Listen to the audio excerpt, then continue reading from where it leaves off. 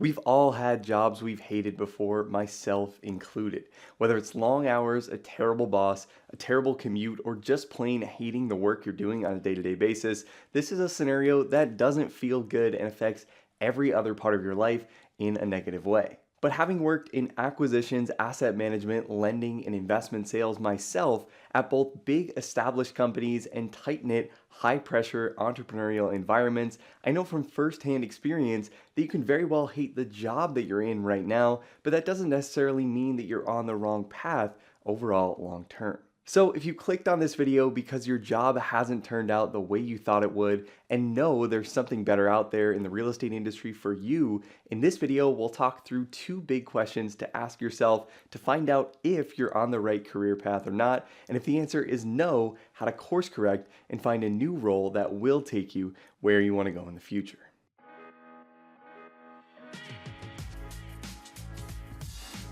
So through running the Break Into CRE Academy platform over the past few years, I've come to realize that there are a lot of people out there who are trying to work their way out of some sort of a false start entrance into the real estate industry, usually in the form of taking a position that wasn't the right fit to begin with. And I've personally found myself in similar situations, and especially when this happens right out of college or grad school, just sticking it out for a few more years can feel like an eternity when you're in your 20s and trying to build a career for yourself. So if you feel kind of like a fish out of water in your current role and know there's something better for you, but you just don't know what that is right now, here are two big things that you can do if you find yourself hating your job to figure out if you're on the wrong career path or not, and if so, how to land on your feet in a much better position in your next career move. So my number one piece of advice here when you're trying to figure out if you're on the right track or not is to ask yourself the question, am I bored? Or are things just too hard right now? If you find yourself hating your job unless you have an especially terrible boss or coworkers that you absolutely can't stand, when you find yourself dreading going to work every day, chances are that your job falls too heavily on one of the two sides of this spectrum. Work that people find enjoyable usually occurs in what are referred to as Goldilocks conditions, where the work isn't too difficult or too easy and just challenging enough to make you feel like you're learning, growing, and progressing on a day-to-day basis. Trip Hawkins, the founder of the gaming company Electronic Arts, was once quoted as saying that winning a computer game should be like winning a tennis match 7-6, 6-7, 7-6. And as you get better, your opponent gets better too. And the same concepts that are used in designing video games to keep players engaged also tend to be the same concepts that lead to job satisfaction in someone's professional life as well. If work is too easy, you won't be learning much of anything new on a day-to-day basis, and you'll start to feel stagnant and like you're wasting some of the best years of your career. But if work is too challenging and you're struggling just to keep up, you'll probably feel stressed out all the time, anxious about making mistakes, and find yourself working crazy hours just to keep up with the day-to-day demands of the role. And when the dynamic between these two sides of the spectrum gets out of whack, this can cause a tremendous amount of strain, even when you actually like the day-to-day activities you're responsible for on the job. So if you step back and think about your own situation, if your current role falls into one of these two camps, how do you fix each scenario and start to move in a more positive direction? Well, first, let's start with the higher level of difficulty here, feeling like the job is too hard. And if that's the case, the next logical question to ask yourself is, if I were to stick through the toughest parts of the job right now, would the rewards of sticking it out be worth it in the future? For example, if you're in a commission-based brokerage role and not seeing much traction in the first few years of your career, are there people at your firm that are maybe 5 or 7 years ahead of you making the kind of money that you want to be making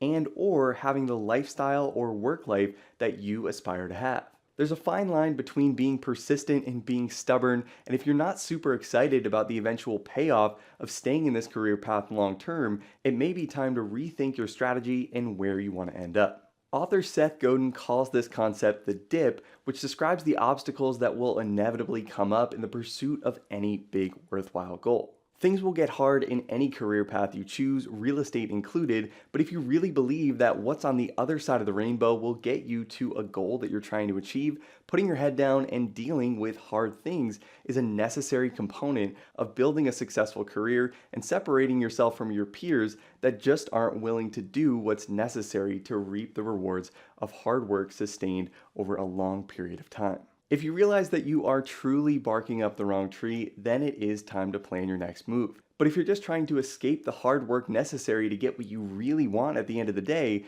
then it's time to refocus, double down, and keep your eyes on the prize. And on the other side of the spectrum, if your job is too easy and you find yourself bored on a day-to-day basis, you may already know that you're in a career dead end, but this will also allow you the time to prepare for your next career move that wouldn't be available to you when you're grinding out 100-hour work weeks. If you're getting your work done in just a few hours a day and you spend the rest of your time buried in your phone, this is a huge opportunity to start using that time wisely to build your network and figure out where you want to go next in the industry. If you don't have to work late during the week, use some of that free time to join a local chapter of a group like ULI or NAOP and go to networking events that those groups put on. In most major cities, these organizations will also have some sort of young leaders group for real estate professionals in their 20s or early 30s, and meeting people in these types of settings can be significantly easier and more efficient than trying to reach out with cold emails or LinkedIn messages one person at a time. These types of events also allow you to do some form of career speed dating with many 10 to 15 minute conversations where you can find out what your peers are doing in positions or companies you might find attractive and if those sound like things that you'd like to head towards in your next role. Ultimately, the goal here is to step back and think rationally about where your job falls on either side of the spectrum and to take action with the time and energy you have available to you based on your answer to this question. Now, once you have a good idea of whether or not you should stay put or make a move, if you do decide that it's time for a change, the second step in this process is to dig into your research and to measure twice and cut once before making your next move. It's easy to just throw your hands up in the air and say, I quit, but unless you have somewhere better to go next, it doesn't do you much good to leave without a plan. And to understand where you might fit in best in the industry and what types of roles to set your sights on next, one of the best exercises I've found to do this is detailing out what I like to call your career red threads. So to do this, take out a pen and paper or open up a Google Doc and write down all the jobs you've had throughout your entire career, even the ones that aren't directly related to the real estate industry itself. And from there, for each job, including your current position, write down all the things about that job that you liked, and in a separate column, write down all the things about that job that you didn't like. Even if you only have a few different jobs under your belt, doing an exercise like this can help you start to see patterns and recognize the type of work and activities you enjoy most, regardless of the company you're working for or even the industry that you're in. For example, maybe someone in brokerage finds out they really enjoy the prospect of trying to win new business, but they've also found that a steady salary has always made them feel at ease and able to do their best work. And knowing that, this person can now make an educated decision about targeting roles that still have a big performance-based component, but also include some sort of a salary to help that person sleep at night. The goal here is to be honest with yourself about what you really truly want in a career and to make sure you're not making decisions around what others want for you or what you think you should want either. If you have any connections or mentors that are industry veterans, this is also an excellent opportunity to reach out to these people and ask them to give you an honest assessment about the parts of the industry that you might fit in best based on what they know about your personality type, risk appetite, and your long-term goals. Overall, if you find yourself in a position where you absolutely hate your job and can't stand the thought of sticking around for any considerable amount of time before you put your 2 weeks notice in and start to search for another job, asking yourself the question, am I bored or are things just too hard right now? And creating a red thread document that can help you spot patterns in your career over time can both help you identify what's really going wrong in your current role, if it's worth sticking around and going through the dip,